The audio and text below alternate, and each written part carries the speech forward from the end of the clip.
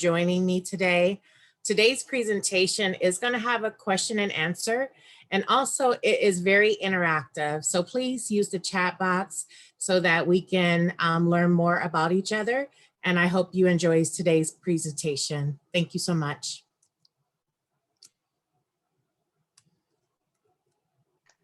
So again, welcome. I am Monica Ellis, Senior Executive Director of Academic Operations and Strategic Development for the USC Suzanne Dworak-Peck School of Social Work. So you're probably thinking, what does that mean? That means that I oversee admissions, scholarships, enrollment, academic advising, and scheduling for the entire graduate program. So our graduate program consists of our MSW program, DSW, MSN, and PhD. And this fall, we were excited to announce a new minor for our undergraduate students titled Social Work and Juvenile Justice. Our program is about 2,000 students, and it is campus-based and virtual. So as you know, we're in a pandemic, so everything is virtual at this point, but it's definitely been a learning lesson for all. In addition to that, I am also the executive director of my own company titled Synergy Finder. And what that is an educational consultant company that I'll speak more about later. So I am very, very excited for this opportunity. And thank you to all the administrators, staff, and faculty who contributed to this event. So again, we're going to be interactive today. I would love in the chat box if you can basically tell one adjective that describes you. If you could just type that in, and then I will view the information. Just one adjective that describes you.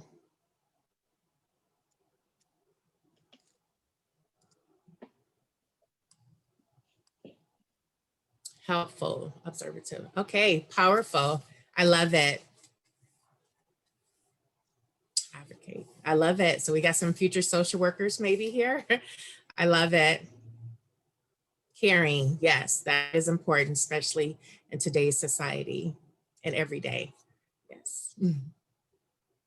So one adjective that describes you. Okay. Hey. Thoughtful. Very nice. And also, if you can just mute yourself until we get to the Q&A, I'd appreciate it. Thank you. Thank you for everyone who participated. So I think sometimes when people meet administrators, they think that, you know, they all follow one pathway. So I just wanted to share my personal story with you.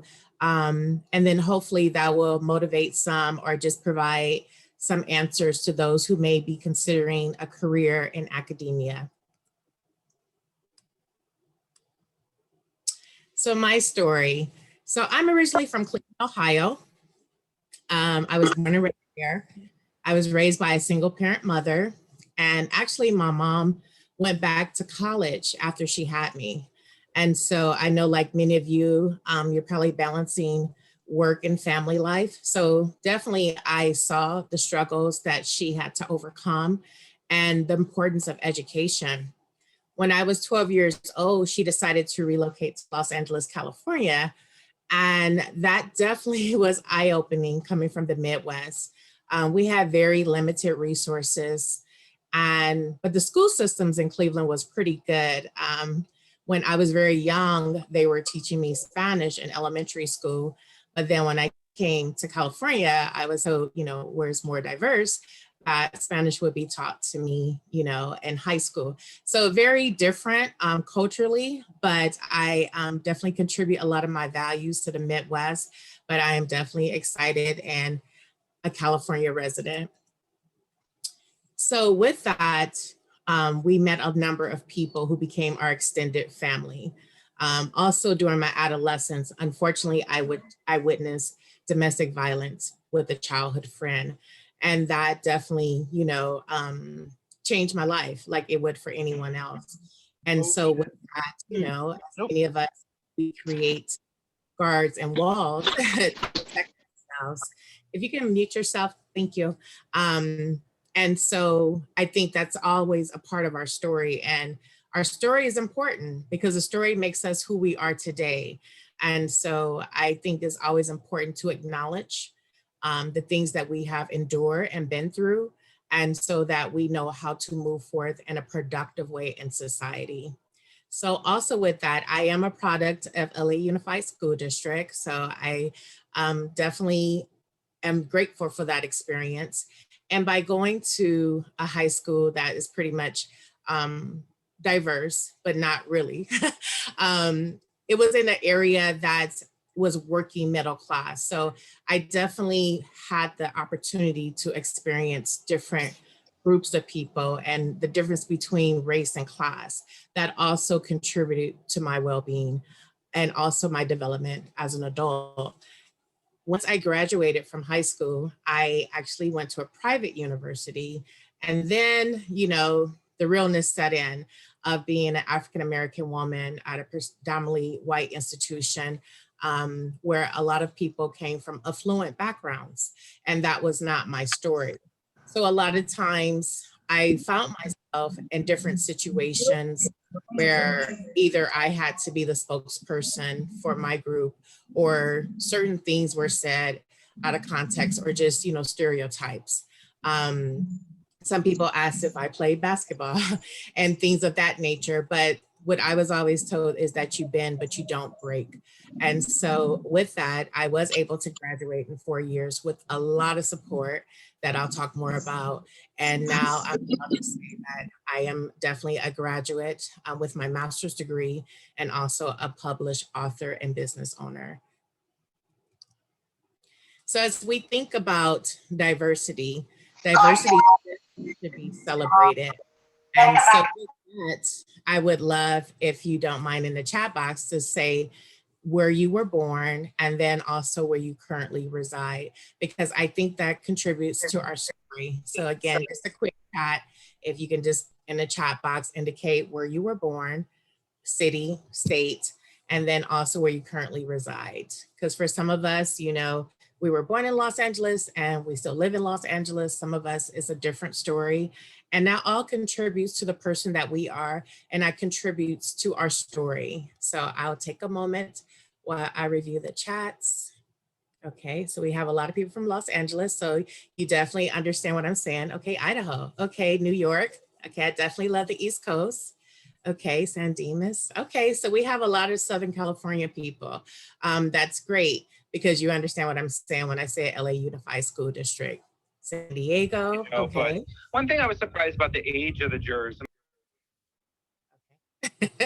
All right. I know it's a lot going on in our world right now. So I'm going to try to definitely stay on topic, but if there are some things that need to come out, feel free to put it in the chat box. Modesta. Okay. Very nice. Very nice. So we have a lot of people that are from California. That's very nice. Okay. So with that, I say challenges turn to growth. So what does that mean? That means that, we overcome a lot of things. I mean, we're in a global pandemic. We didn't know that we would be in this place a year ago. And then with that, we had to make adjustments. Like today, we're in this Zoom meeting where normally we would have probably have been in person. We had to make adjustments with our jobs. We had to make adjustments in many different areas and aspects of our life. But from that, we've grown. And when we're in situations, sometimes we feel like we can't get past it, but we do. So with that being said, my road was definitely not smooth. Despite my high school accolades, I definitely struggle in language arts and writing, which is kind of ironic that I would now be an author. And with those struggles, some can contribute it to either being shyness or just, not having the skill set. We know how important elementary school is, and phonics, and just making sure you have that foundation in place.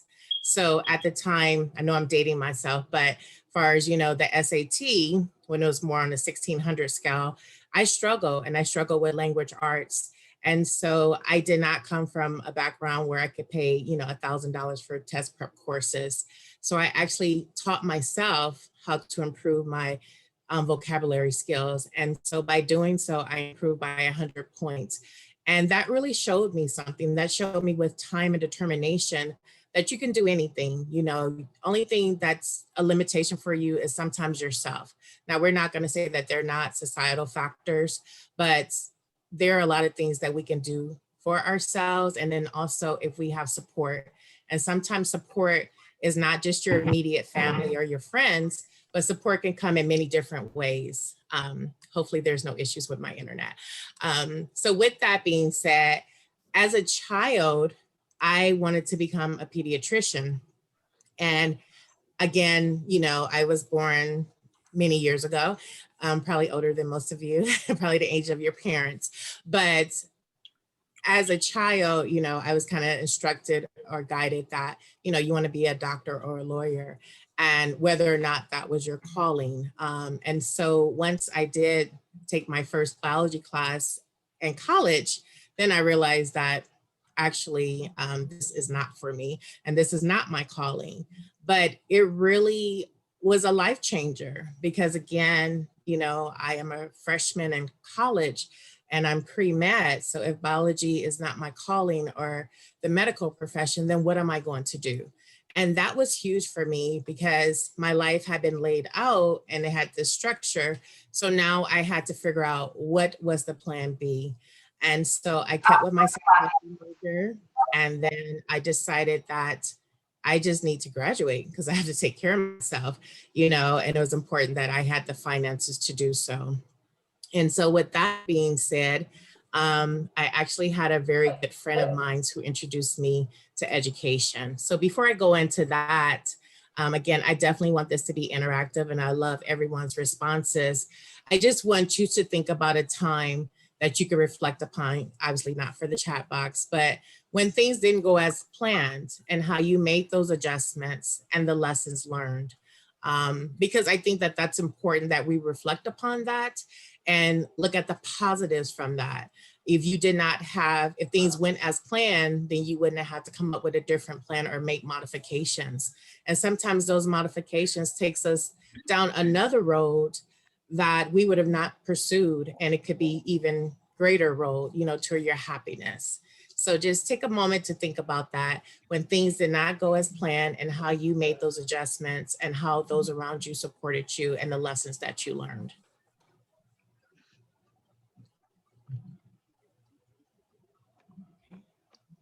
All right. So then I'm at 22. And, you know, at that point, I needed to be financially independent. So I had a good friend slash mentor who recommended that I teach. And I was like, whoa, I didn't graduate with a degree in education. And, you know, I love kids, but I did not see myself in that role. But at that time, in the early 90s, there was a policy that was implemented titled No Child Left Behind.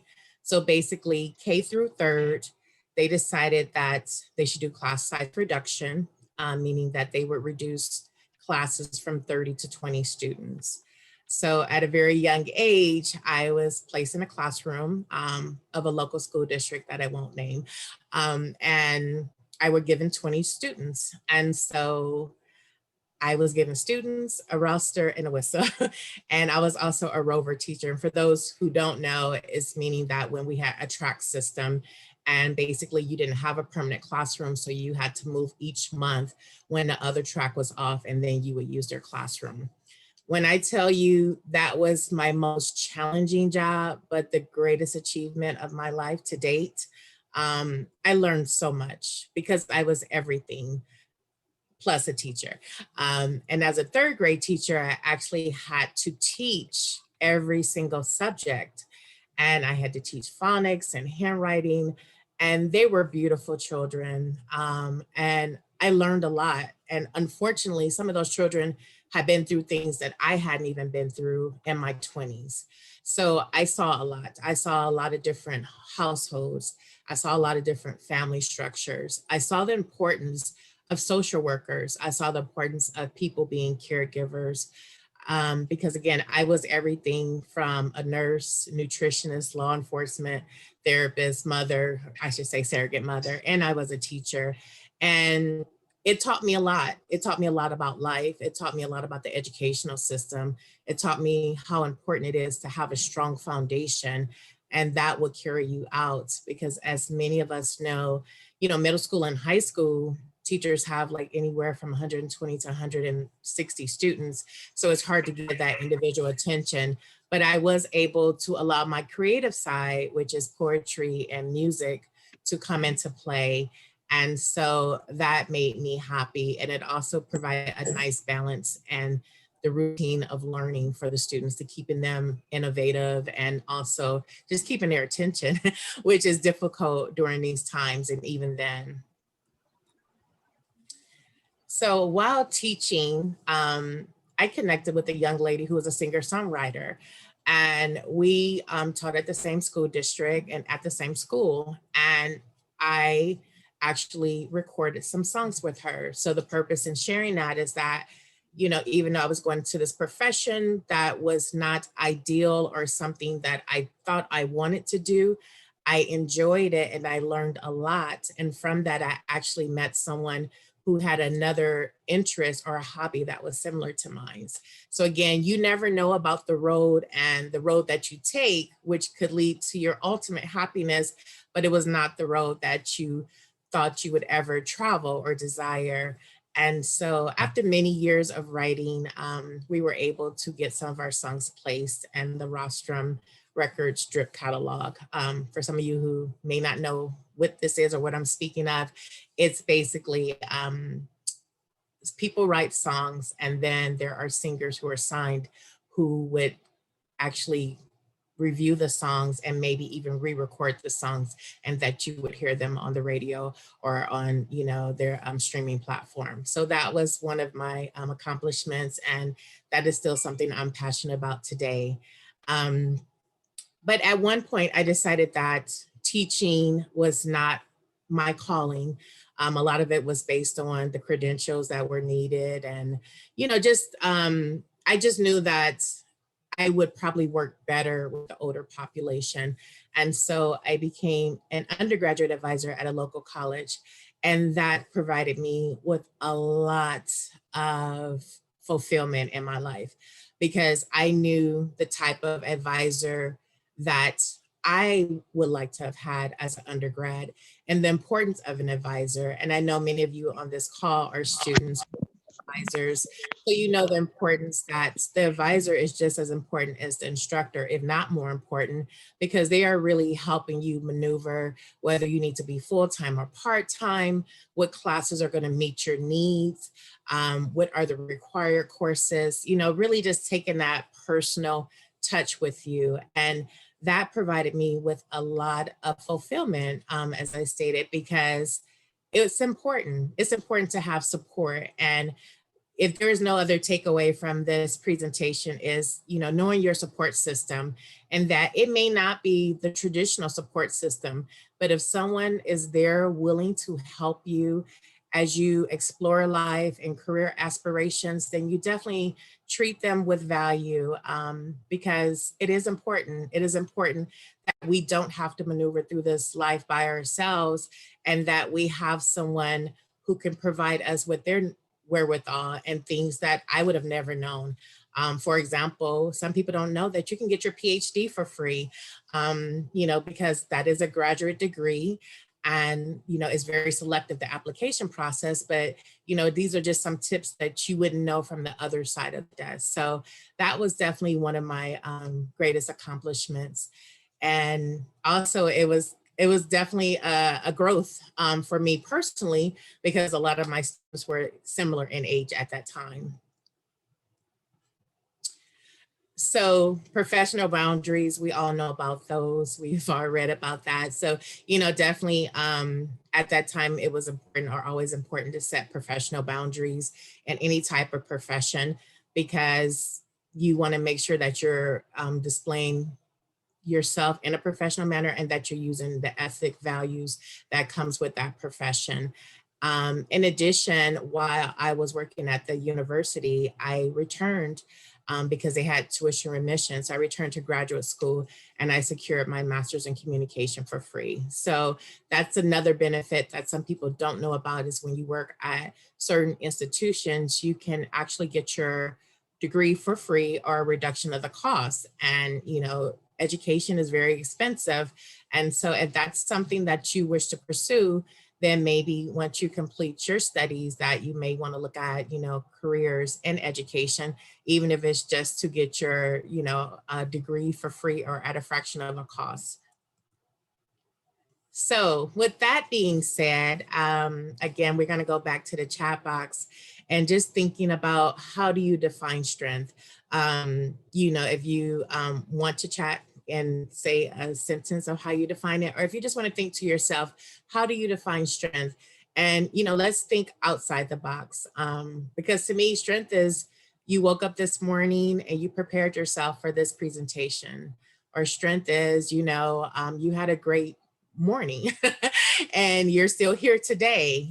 Strength doesn't always have to be something that we look at as, oh, I accomplished 50,000 things. Yes, motherhood. Yes, motherhood is definitely strength. Yes, without mothers, we would not be here.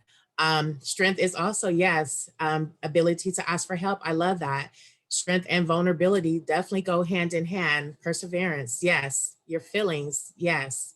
I love it. So, really thinking about, and yes, everything that you're saying, perseverance, being in your feelings and acknowledging your feelings, that is a strength. We are not robots. We don't just operate and just keep going. Sometimes people hurt our feelings. Sometimes we feel great, but just acknowledge it and being present. I love that. Everyone's on it. Like being in the moment, not thinking about, oh my God, I got to go get the clothes and I got to go pick up the kids, positive, or being just true to yourself. That's a strength, being able to walk in your own light and not, trying to replicate something else or what's trending. So I love it. I love it. And just vibrating high and just having, being true again to yourself in your space, but also acknowledging that we can't control anything or not everything. And so, but knowing that that's a strength as well. So thank you. Thank you for that.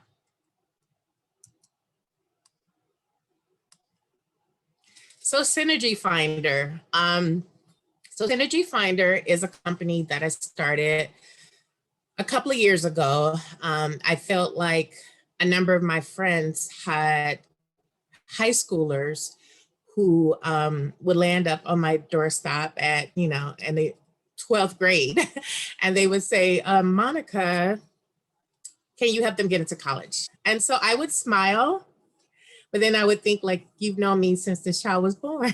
Why now are you asking me, how do you get into college? Not that it's ever too late. There's a lot of different pathways. But a lot of times, as most of you are aware, going to college really starts like day one. Some people will say it starts in elementary school. Some people definitely feel like it starts in the 8th grade. And I would say that definitely in the 8th grade, parents should be looking at what type of high school their child goes to, because that in many situations does indicate what type of college they will be able to go to. Unfortunately, some schools you can have a 4.0, but you still can't get into certain colleges. And that is a reality. So Synergy Finder is really based on helping high schoolers get into college, whether it's a 2-year college or a 4-year college. It's really knowing, like, what is your pathway? What do you want to do with your life? Why do you want to do it? And hopefully it's not the situation similar to myself where I thought I wanted to be a doctor because that is what was told for me to be a doctor, even though that was not my calling. Now, this may not be a fan favorite, but I will honestly say college is not for everyone. But having a trade or a credential is also important, which you can also get at a 2-year institution. So Synergy Finder was born. And as most of you know, Synergy is more of bringing people together. And so with that, it is important to network. And I'll talk more about that. But basically it is a consulting company that I do run.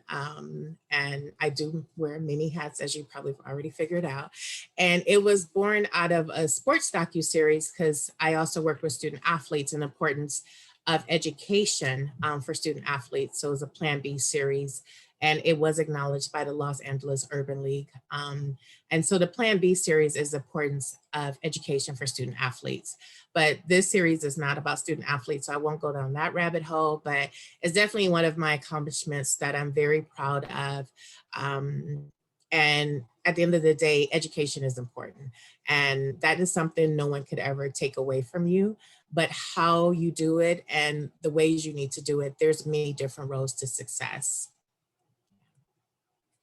So also a part of Synergy Finders is my book that I just released last summer, and it was called Still a Lady. And it's a book of poetry, and it goes back to me writing songs. And, you know, I decided in this pandemic that it was important that I not place limitations on myself. And so, although I enjoyed creating music, writing music, it was always me and someone else and needing someone else's approval. And so I was able to self-publish my first book on Amazon, and I did not need anyone's green light. You know, I just had to make sure it was my best possible work, and I put it out and I marketed it and did everything that needs to happen with the process. And I would be more than happy to share that process with anyone. We all have a story. I'm not saying I'm the best poet. I'm not saying I'm so profound, but it's my work and it's my truth. And I believe by publishing that book, that it also provided me with a liberation and also gave me more vulnerability and knowing that that is a strength. Again, I'm from Cleveland and sometimes you just don't believe vulnerability is strength, but that's a whole nother story. But with that being said, it is a collection of poems, and it also provides the reader with the opportunity to write in the prompts. And so if you like to pick up the book, it is on Amazon. It's like $9.99. And I would appreciate that. But it also is, you know, maybe something that you can receive as a gift, but we'll talk more about that later. So yeah, so Still a Lady is more of an introspective journey of self-love. And it really is a combination of short stories and poems that was over 20 years, but some of the pieces are more relevant to today. I have a lot of pieces about what's happening in our society because I think it's important that we talk about it. It is geared towards women, but men have enjoyed the book as well. So I don't want anyone who are male participants to think that this is not for them. It is something that we can all learn about each other because at the end of the day, we're all humans and we all feel the same. We all want to be loved. We all want to be cared for and all of those great things. And so I think it's something that can be shared for all.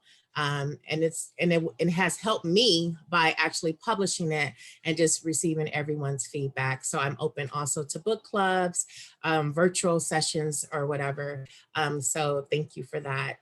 And then most recently, I released my positive affirmation journal because I think it's important what we feed our soul. It's important to know that how we feed our souls and then what we reflect is important.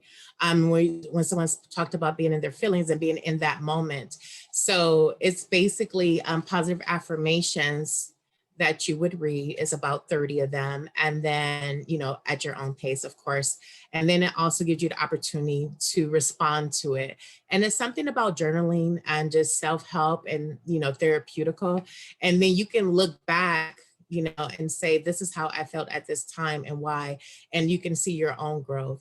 So that's also available on Amazon. And there is an edition for men and an edition for women. And so that is also some of the things that keep me up late at night. And as I try to, again, be the one woman show with marketing and production. And it's also a inner peace, health and wellness. So Again, both of them are available on Amazon, and I hope that you will support me. So the main thing I really want to talk about before I go into the Q&A and then have some more interesting dialogue is what I've learned in my 40 plus years. It's so important that you chase your passion and not titles or salaries. And I know you're probably thinking, I got bills to pay and I got responsibilities, and I definitely understand that. And I'm not saying to disregard that. But what I'm saying is at the end of the day, you know, and now that we're in these situations and these times, your happiness is important. And when I speak about happiness, I mean your mental happiness, your physical happiness, how you treat others, how you are able to grow. So figuring out what that passion is. I learned that my passion is writing. Obviously, I do have a 9 to 5 job, but again, 9 to 5. So at 5:01, let's do what makes me happy and have that balance until my passion can replace the 9 to 5. So with that being said, you know, take some time for self and figure out what would you do if it had no salary attached to it? Like, what is that thing that makes you happy? And it doesn't have to be something like, oh my gosh, like, you know, I'm gonna cure X, Y, and Z. It could be something as simple as I really enjoy baking cookies. And, you know, I think my recipe is better than all the other ones. And I can be a professional, you know, baker and have X, Y, and Z, you know. So really think about what makes you happy. And if you can't come up with anything that makes you happy, then let that be your task. Like, what would you do if there was no money attached to it? And just living in your happiness, you know, and thinking about what does that look like and taking time for self.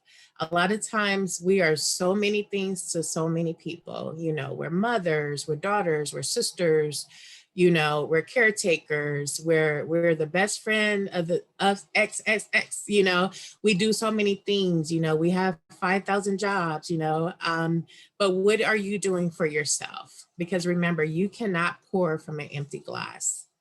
So really think about that. What is your passion? What are you passionate about? And so when you think about passion, then also you want to think about networking.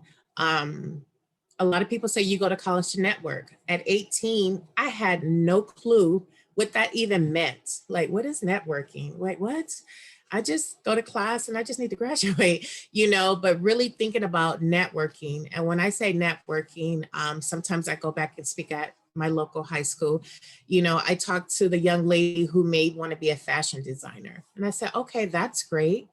Well, you know, as a fashion designer, you're going to need someone, a photographer. So, you know, is anyone in your circle a photographer? And sometimes people think that networking means that person that's already made it and successful and you want to connect with them. And I'm not saying not to connect with them.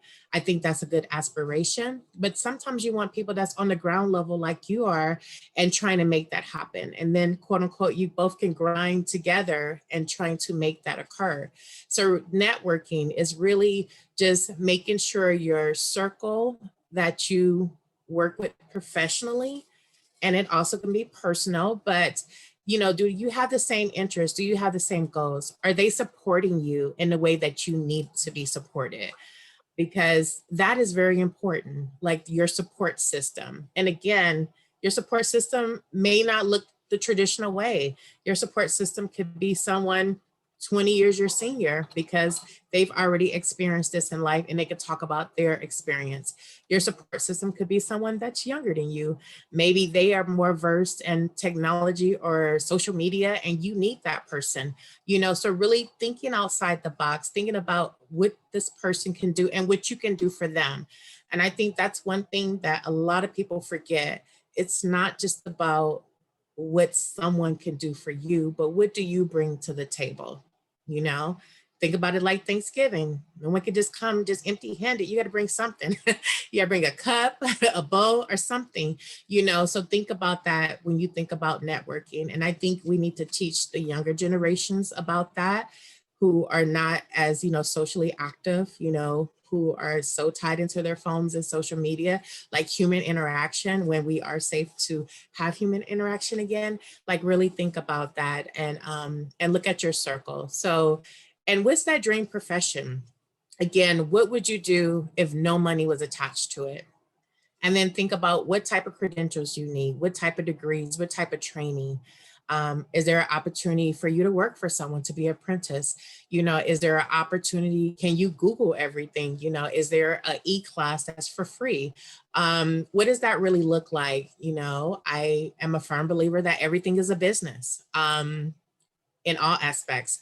And, you know, I'm a writer, but now I'm a published writer. And so there's a business side of this, you know, there's a business side of Amazon that I now have to be well versed in. There's a business side of even being on social media and trying to promote. So, you know, I'm not here to sell any major, but having a business class does not hurt. You know, just to understand the very basics of a business, it will definitely help you in any profession, in my opinion. So yes, so with that being said, and I talked about also your supporters, so I definitely will want to open up the chat if there's, you know, any questions you have about anything that I've said, or even questions for me. Now, I'm pretty transparent, so you can pretty much ask away. If there's something too personal, I probably just won't read it out loud to be transparent. But, you know, I want this to be interactive. And the takeaway is that I did not do the traditional route of being in higher ed. I do not have an EDD. My credentials are not in education, but I have worked in education for 20 years. I do have a passion. I have a passion for helping. I think it's important that we all give back, you know, as some form of our life, because you have to pay it forward. I mean, that's the universe. And so I hope that, you know, you felt my sincerity and see how it all ties in, whether it's, you know, the poetry book or it's a positive affirmation, or just, you know, really figuring out what is your purpose in this situation. So I definitely, at this time, if there's any questions about anything, I will be more than happy to answer. And then also I will provide, you know, my contact information at the end. So I think I see a question. Give me 1 second. Let's see here. Yes, so my contact information, I'll actually put it in the chat box. And I will provide my my work email address, so then it'll be pretty much clear where I am. Let me see if I missed anything else. 1 second. If I missed a question, if you could just retype it, trying to speak and go through and be totally available. I did see someone said they had to leave early. So I definitely will, they could follow up with me with my address. So again, so when we're talking about pouring into yourself, as you can see, make a plan, you know. And again, I'm not adding, I know you're in school, I know you have a full-time job, but make a plan, because I do feel like, you know, we all have a plan in life, you know, 0 to 18, we have to go to school. And, you know, and then some of us have part-time jobs. And I did, you know, work as a high school student. And then after 18, some of us don't have a plan. And so, and then time goes by fast. Time goes by so fast, you know. I can tell you how fast time goes, but when you're in your 40s, you're like, oh my God, what happened in my 30s, 20s? But time goes by so fast. So make a plan, a 30-day plan. And it doesn't have to be anything like, oh my God, you know, rocket science detail, but just maybe your plan is, I'm going to find out what makes me happy in 30 days. And then maybe in 60 days, what do I need to get there? And then in 90 days, okay, I signed up for this class. I think plans are important because time will keep going. And so if you have a plan, then you have something to look back at. And even if you don't reach your plan, it's okay. we just adjust, we don't beat ourselves up. We're patient with ourselves and we do what we need to do to make things work. And even if you're planning 30 days, it's just that I'm gonna get out the house a little bit more in this pandemic and walk and, get those endorphins going. That's a great plan. Like, again, it's just something that you're doing to benefit you and not everything else in the world. So I would definitely say make a plan. If you are uncertain about a major, research it. Research the major to see what professions come with this. Or more importantly, if you have someone that you idolize in a position or role, just send them an email. Ask them, can we have a virtual coffee? People love to talk about themselves. So that would not be a problem. And, in this world, I think that now people are more accessible who probably wouldn't have been accessible at a certain time. So just doing that outreach and finding out what's their story, how did they get to where they are? You may be surprised. You may have thought that these people have XY credentials and they have the work experience. Or you may be surprised where they say, well, you can shadow me or you can help me, that speaks volume. In my role, I think a lot of my experience helped me to advance myself in my career. It wasn't the credentials that I earned, but that I knew the job. The credentials are important, but it's just a different way of looking at things. So, take the time to look at things a little bit different. And knowing that there's no, one size fits all, but also celebrate your accomplishments, celebrate that we are still here, celebrate that you are in school, you're making it work, you're balancing life, celebrate, just the small things, celebrate that we're in good health and good spirits and good space. Celebrate we have our family and friends, and that, sometimes the small things, celebrate that our internet made it through this series and that, hopefully you learned something else about someone else, or that you even just thought about something that makes you happy, because that is so important. So again, if anyone wants to reach out to me, no problem. It's monicael@usc.edu. It is a very busy time as we close the semester and prepare for commencement and whatever that's going to look like, but you still can definitely reach out to me on that platform. If it goes in a different direction, then I will also provide my personal email address. But I definitely, want to thank everyone. So as a gift to you, if you would like, I am gifting 20 of my books for free. If you follow me on Instagram and DM me with your address so I can mail them to you. I do have ebooks, but I think it's something about having the personal book because it's a journal aspect. I will not, of course, share your mailing address. But if you, decide you want to follow me and DM me and say, I would like the ebook, I would also be more than happy to provide that to you as well. So that's just my gift to you. Because again, I am appreciative of this opportunity to share this with you. I wish we were in a different setting. I wish I could see your faces, but I feel your energy. And I thank you for staying this time. I did not expect that we would have 66 participants. So it's probably better that I didn't see your faces because I'm still a little shy, even though you're probably thinking like, no, you're not. You've been talking a mile a minute. But but I am definitely appreciative of everyone. And hopefully, you felt my energy and my